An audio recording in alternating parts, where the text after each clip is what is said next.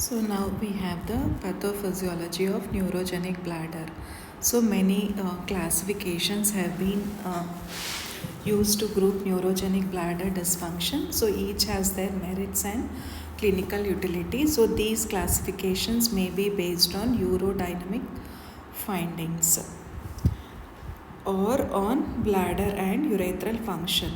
So, a popular classification of neurogenic bladder dysfunction based on the location of the neurological lesion can help guide pharmacological and surgical therapies.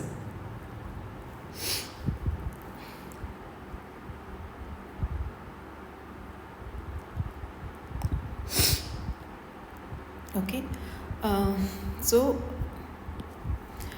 popular classification of neurogenic bladder dysfunction, no, based on the location of the neurological lesion and help guide pharmacological and surgical therapies, and with avoiding abnormalities seen clinically following from disruptions of the normal urinary physiology described above and shown in figure 1.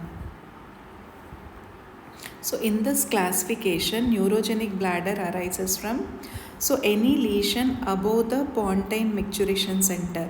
So in pons there will be a micturition center. So any lesion above the pontine micturition center, like stroke or brain tumor, no.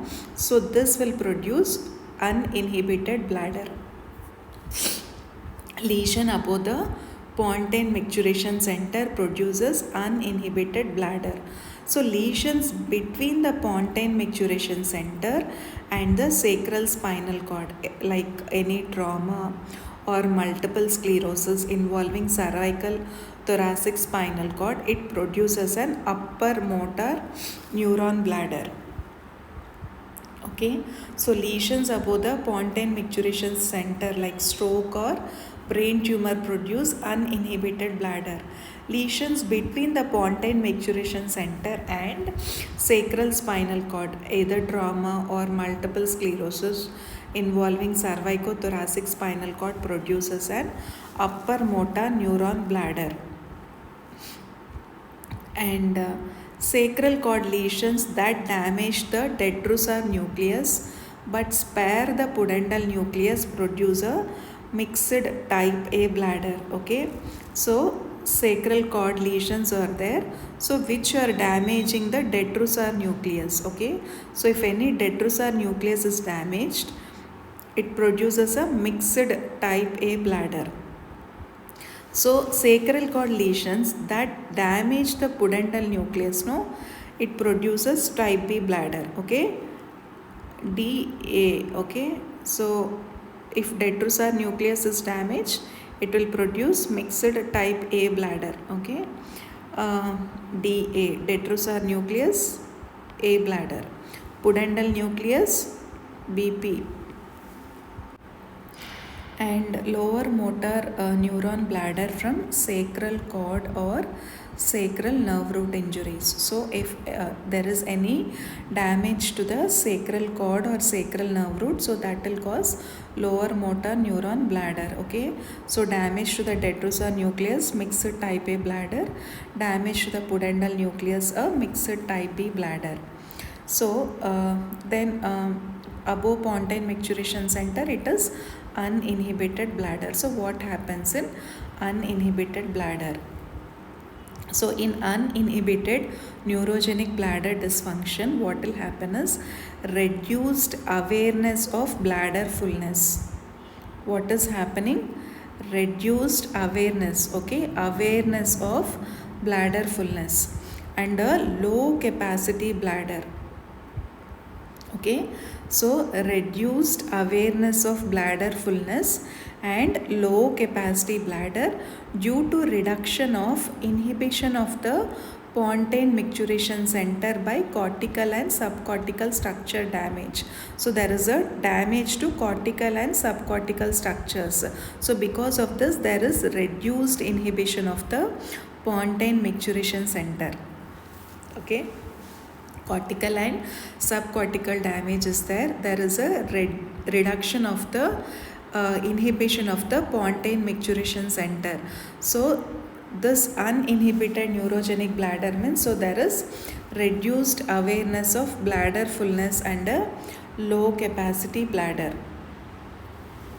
So bladder awareness is reduced and bladder capacity is low. So urinary incontinence may occur with brain lesions occurring above the pontine micturition center, especially with bilateral lesions.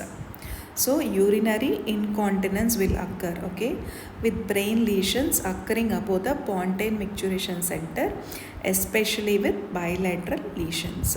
Since the pontine micturition center is intact, okay, here the upper part of pontine it is damaged, but pontine micturition center is intact. So the normal apposition of detrusor and internal external sphincter tonus is maintained. So see, this micturition center is intact, so which maintains the this pontine micturition center, it maintains a normal apposition of detrusor and internal external sphincter tonus is maintained. So because of this, there are no high bladder pressures which can lead to upper urinary tract damage. So because PMC is intact, there are no high bladder pressure. So what is the in above the pontine micturition center? It is uninhibited neurogenic bladder. So there is a reduced awareness and a low capacity bladder. Then we have upper motor neuron neurogenic bladder dysfunction. So upper motor neuron, what we have seen? We have seen that it is a detrusor sphincter dyssynergia. Okay, so in upper motor neuron neurogenic bladder dysfunction, detrusor sphincter dyssynergia, so wherein simultaneous detrusor and urinary sphincter contractions produce high pressures in the bladder. So because of this, what will happen? So simultaneously detrusor will be contracting and urinary sphincter is also contracting. So what does it produce? High pressures in the bladder. So this will lead to vesico-uretral reflex that can produce the renal damage. So in upper motor neurogenic bladder, there is a detrusor sphincter dyssynergia. So simultaneous detrusor contraction, sphincter contraction. So because of this, what will happen? There are high pressures in the bladder leading to vesico-uretral reflex that can produce the renal damage. The spinal cord damage renders the bladder and sphincter spastic. There is a spinal cord damage. So because of this, what will happen is there will be the bladder is spastic and even the sphincters are spastic, especially if lesions are above the T10 level. So above the T10 level, that is above the sympathetic autonomic nervous system innervation of the bladder. Okay, so if the lesions are above the T10 level, so bladder is spastic, sphincter is spastic. So there will be a high pressure and this will lead to vesico-ureteric reflex. So the bladder capacity is usually reduced to the high detrusor tonus, neurogenic detrusor overactivity or detrusor hyperreflexia will be there. So why the bladder capacity is reduced? Here what is happening? Detrusor hyperreflexia or detrusor overactivity is there. So animal studies suggest that activation of pre-junctional M1 receptors facilitate acetylcholine release. So excessive release of this neurotransmitter due to upper motor neuron lesions may be a mechanism by which neurogenic detrusor overactivity occurs. So why this detrusor overactivity is occurring? So animal models have suggested that there is an excessive acetylcholine release. So because of this excessive acetylcholine release, what is happening? Neurogenic detrusor overactivity is occurring. As the bladder hypertonicity produces hypertrophy of the detrusor muscle, so bladder hypertonicity is there. So because of this bladder hypertonicity, so in hypertonic lesions, so it is hypertonicity of bladder is also occurring. So because of the hypertonicity of the bladder, it will produce hypertrophy of the detrusor muscle. Okay, so there is a hypertrophy of the detrusor muscle. So the normal oblique course of the ureter through the detrusor wall at the uretrovesicular junction is compromised to allow the vesico-ureteric reflex. Okay, so because of the detrusor hypertrophy, what is happening? The normal oblique course of the ureter through the detrusor wall at uretrovesicular junction is compromised, and this is causing the vesico-ureteric reflex. So if detrusor pressure exceeds internal or external urinary sphincter pressure in the proximal urethra, then what will happen? Incontinence will occur. Okay, so if detrusor pressure exceeds the internal, and so all are in a tonic state in upper motor neuron. Detrusor is in a tonic state, sphincters are in a tonic state. So if detrusor pressure exceeds internal or external urinary sphincter pressure, then what will happen? Incontinence will occur. And then we have the mixed type A neurogenic bladder. So the more common of the mixed type bladders is type A. Type A means D, detrusor nucleus is damaged. So detrusor nucleus damaged, so that nucleus is getting damaged. So because of that, what is happening? It will be a flaccid type. Okay, flaccid type means there is a detrusor areflexia. Okay, while the intact pudendal nucleus is spastic, producing a hypertonic external urinary sphincter. Okay, pudendal nucleus, no, it will control the external urinary sphincter. No, what is happening? Detrusor is undergoing damage. So this is the most common of the mixed type bladder. So detrusor nucleus damage. Nucleus, whenever a nucleus is damaged, what will happen? It will be a flaccid lesion or detrusor areflexia, but pudendal nucleus is spastic, so this is causing hypertonic external urinary sphincter. So in this, what will happen is the bladder is large and low pressure, so the spastic external sphincter produces urinary retention. So because of detrusor areflexia, detrusor is flaccid, what is happening? Bladder is enlarging, but here no external sphincter, no, it is spastic, but it is low pressure, so this will produce urinary retention. So the detrusor pressure is low, so upper urinary tract damage from vesico-ureteric reflex does not occur, and incontinence is uncommon. Okay, and here incontinence is uncommon. And then we have this mixed type B neurogenic bladder. So here what is happening is there is a lesion in the pudendal nucleus. So because of this nucleus, what is happening? So this is flaccid external urinary sphincter, but bladder is spastic, so due to disinhibited detrusor nucleus. So the bladder capacity is low, but vesicular pressures are usually not elevated since there is little overflow resistance. So because of this, what is happening?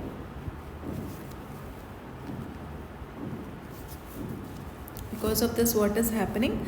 Bladder capacity is low, but vesicular pressures are usually not elevated since there is little outflow resistance. So this leads to problems with incontinence, however. So what is happening? Bladder is spastic, but the pudendal nucleus is flaccid. So because of this, what is happening? There is a disinhibited so because of this, bladder capacity is low, vesicular pressures are not elevated, and there is little overflow resistance. So this leads to problems with incontinence, however. So in lower motor neuron neurogenic bladder, what is happening is lower motor neuron neurogenic bladder, the sacral micturition center or related peripheral nerves are damaged through the thoracic sympathetic nervous system outflow to the lower urinary tract, though the thoracic sympathetic nervous system is intact. So what is happening in lower motor neuron neurogenic bladder? The sacral micturition centers or related peripheral nerves are damaged. Okay, sacral micturition centers or related peripheral nerves are damaged, though the uh, thoracic sympathetic nervous system outflow to the lower urinary tract is intact. Sympathetic nervous system outflow is intact, but what is damaged? Sacral micturition centers or relative peripheral nerves are damaged. The bladder capacity is large because the detrusor tone is low, detrusor areflexia, and internal urinary sphincter innervation is intact. So, internal urinary sphincter, which is innervated by the sympathetic system, it is intact. So, despite the low detrusor pressure, overflow, urinary incontinence, and urinary tract infections are not uncommon. So, despite because of this detrusor, here also areflexia will be there. Okay. So, what is happening? So, here the bladder capacity is large, detrusor tone is low, and internal urinary sphincter innervation is intact. So, despite the low detrusor pressure, overflow, urinary incontinence, and urinary tract infections are not uncommon. Okay, because of hypertonia, it will be high tone. So because of this upper motor, detrusor sphincter dyssynergia will be there. Here in lower motor, overflow incontinence will be there.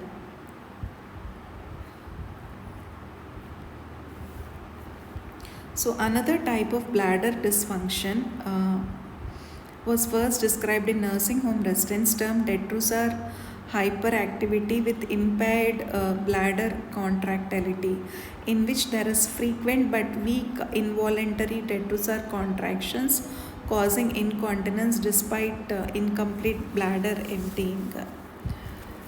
So we also have one more entity which is termed as detrusor hyperactivity.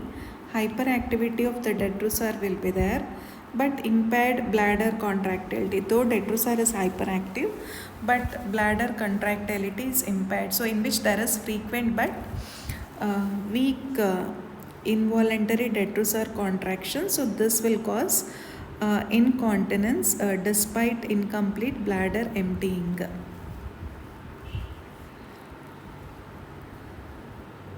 So this impaired bladder contractility is associated with bladder trabeculation, slow bladder contraction velocity, and elevated urinary residual volume after voiding attempts. So what should be the evaluation of this bladder? Okay, so evaluation is essential to assess the lower urinary tract functions. So a full patient history should be obtained. So prior genitourinary conditions or surgeries, voiding history, voiding complaints like dysuria or recurrent infections, hesitancy, nocturia, incontinence, urgency, frequency, and medications. So what is the examination that we have to do? Prior genitourinary condition or surgeries, voiding history, dysuria, infections, hesitancy, nocturia, incontinence, urgency and frequency, and medications. So sedative or hypnotic, antidepressant, antipsychotic, antihistamine, anticholinergic, antispasmodic, opiate, alpha-adrenergic agonist, antagonist, and calcium channel blocking medications may affect voiding function. So all these drugs, they may affect the voiding function. So what are these drugs? Sedative, hypnotics, antidepressants, antipsychotics, antihistamine, anticholinergic, antispasmodic, opiate, alpha-adrenergic agonist, and calcium channel blocking medications. So optimally, a patient urinary diary with voiding pattern, fluid intake, and voiding issues can help with the patient evaluation and formulation of treatment recommendations. A physical examination focusing on pelvic anatomy and the neurological system is essential. So Neurological examination should include mental status. So pelvic anatomy is important and neurological system examination is important. So mental status, reflexes, strength, sensation, including sacral dermatomes to determine if there are neurological conditions that may contribute to the voiding dysfunction. So neurological and pelvic anatomy, then we should know mechanical issues. Prostate enlargement or bladder prolapse can be found on a urological examination that may impair the voiding function, and some mechanical issues also will be there like prostate enlargement or bladder prolapse. So issues with cognition, hand strength and coordination, joint contractures, mobility, sexuality, social or medical support and other factors may impact the type of bladder rehabilitation that is feasible for a given patient. So for spinal cord injured patients, the motor level of spinal lesion, what is a motor level of spinal lesion for spinal cord injured patient, whether the injury is complete or incomplete, extremity tone, rectal sensation or tone, presence or absence of voluntary rectal tone, and bulbocavernous reflexes should be determined. So any spinal cord injured patient, we should know the motor level of the spinal lesion, injury is complete or incomplete, what is the extremity tone, rectal sensation or tone, presence or absence of voluntary rectal tone, and bulbocavernous reflex should be determined for all spinal cord injured patients. And laboratory evaluation of neurogenic bladder patients, urine analysis, urine culture, blood urea creatinine clearance, and post-voidal residual urine volume involves transurethral catheterization to measure residual urine volume in the bladder immediately after voiding to determine the ability of the bladder. So we will after voiding, we will measure the post-voidal residual urine. So PVR determination should always be performed after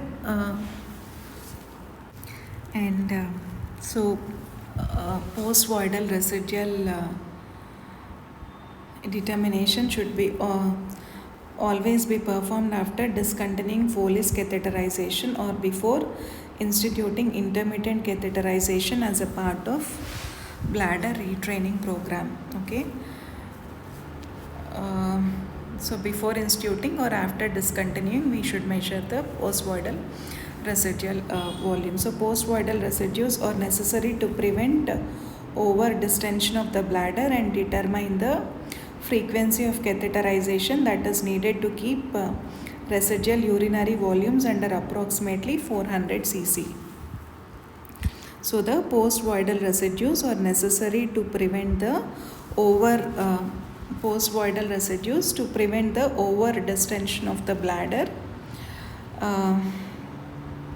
and determine the frequency of catheterization that is needed to keep residual urinary volumes under approximately 400 cc. So if post-voidal residual urine volume is high, this will lead to over distension of the bladder and it will determine the frequency of catheterization. So abnormal residual volumes are defined by volumes greater than 100 cc or greater than 20% of the voided volume. So if post-voidal residual volume is greater than 100 cc or greater than 20% and residual urine volumes under, so if more urine is there, so it will lead to increased risk of bacterial cystitis. And ultrasound is a non-invasive means of determining the post-void residual volume. And renal clearance test, including the renal clearance test, 24-hour urinary creatinine clearance, and several isotope studies can be used to evaluate and sequentially follow renal function in neurogenic bladder patients.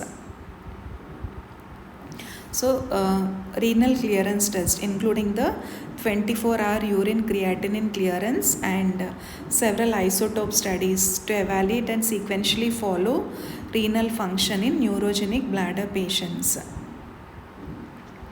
So a commonly used test measures the GFR rate via short renal clearance test using 125 iothalamate.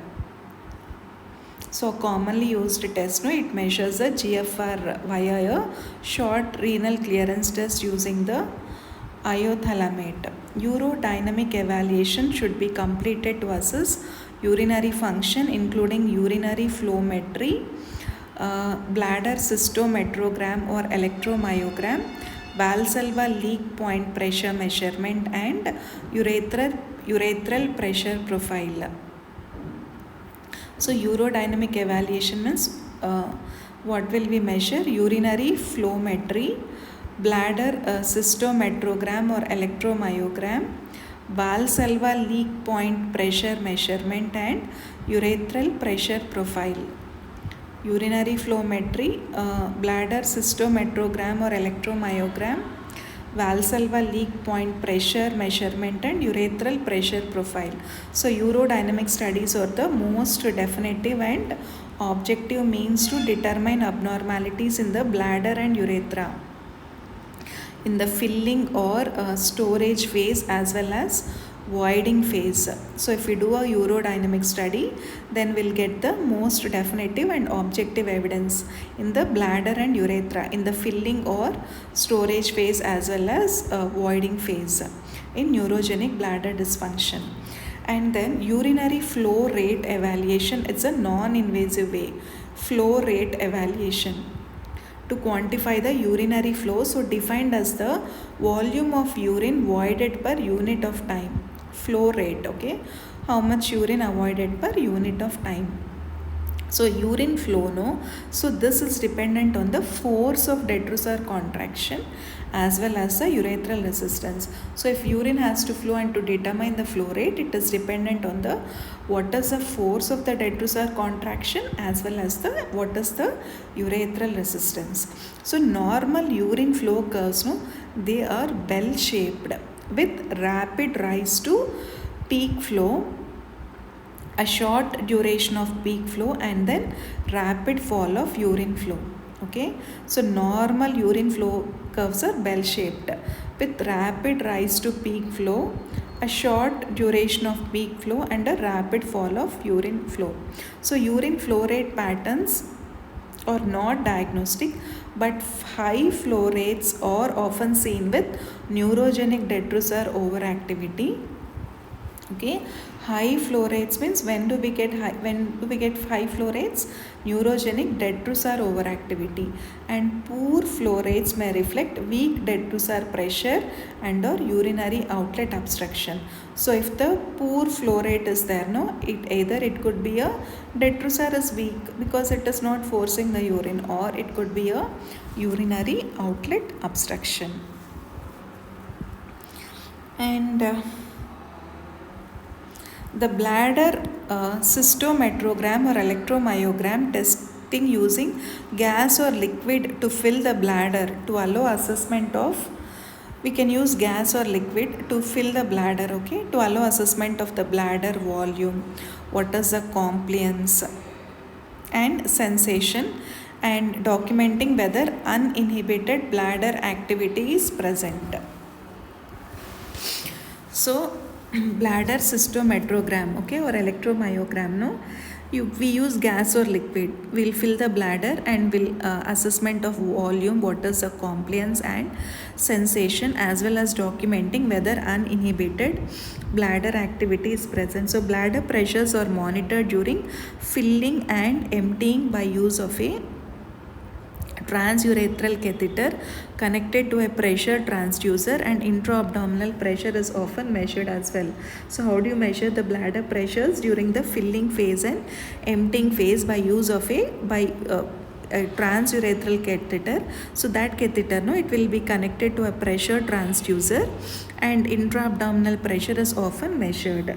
So during the examination, bladder sensations are determined, including the sensation of bladder filling, which normally occurs between 100 and 200 cc. Okay, so bladder filling sensation, when does it occur? Between 100 to 200 cc. First urge to void, when does it occur? 300 to 400 cc. So initially when 400 cc or 300 cc is there, no, there will be urge to void, and strong urge to void means between 400 and 500 cc. So when does there occur a strong urge to void? 400 to 500 cc. So the normal bladder capacity, no, it's generally 300 to 600 cc. So what is the normal bladder capacity? 300 to 600. Strong first urge to void, 300 to 400. Strong urge to void, 400 to 500. Sphincter electromyography using surface or needle electrodes is performed simultaneously to determine if voiding is coordinated or not. That is, whether detrusor sphincter dyssynergia is present. Sphincter electromyography using surface or needle electrodes performed simultaneously to determine if voiding is coordinated or not. That is, whether detrusor sphincter dyssynergia is present. We are also evaluating the sphincter, no, whether there is any detrusor sphincter dyssynergia. And bladder leak point pressure is the maximum detrusor pressure measured during passive filling before urine leak occurs.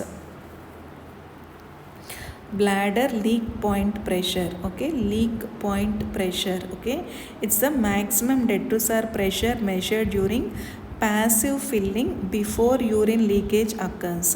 So before that urine leaks, no, what is the maximum detrusor pressure measured? So during the passive filling. So sustained high detrusor pressures may occur in neurogenic bladders having poor compliance. Okay, so mainly in upper motor neuron. High detrusor pressures in neurogenic bladders having poor compliance, and leak point pressures over 40 centimeters of water. So if there is a leak point pressure is greater than 40 centimeters of water. So this leak point pressure greater than 40 centimeters, it places the upper urinary tract at risk for damage. So we are measuring the sphincter electromyography, we are measuring the bladder leak point pressure, we are measuring the bladder cystometrogram, we are also measuring the urinary flow rate evaluation we are doing. And then we have the urethral pressure profile. Okay, so urethral pressure profile is a measure of the outflow resistance. So we have measured the bladder sphincter, we also have to measure the pressure profile of the urethra, outflow resistance. So several techniques have been described, but most commonly it is measured by recording pressures along the length of the urethra. So we are recording the pressures along the length of the urethra during slow withdrawal of water-filled urethral catheter connected to a pressure transducer. Again, we place a catheter which is connected to a transducer, and then we water fill that, and then we slowly withdraw. So this is most commonly performed after cystometry. Okay, so first we do a cystometry and then we measure the urethral pressures, and so thus comparing the peak urethral pressure to the pressures measured in the detrusor during cystometrogram can provide clinically beneficial information about the bladder emptying potential. So this urethral pressure profile, no, it has several clinical applications during diagnosis of stress urinary incontinence, urethral instability, and urethral diverticula. So when does this urethral pressure profile has got a clinical application? Stress urinary incontinence and urethral stress urinary incontinence, urethral instability, and urethral diverticula. But its utility for diagnosing and treating neurogenic bladder is less clear.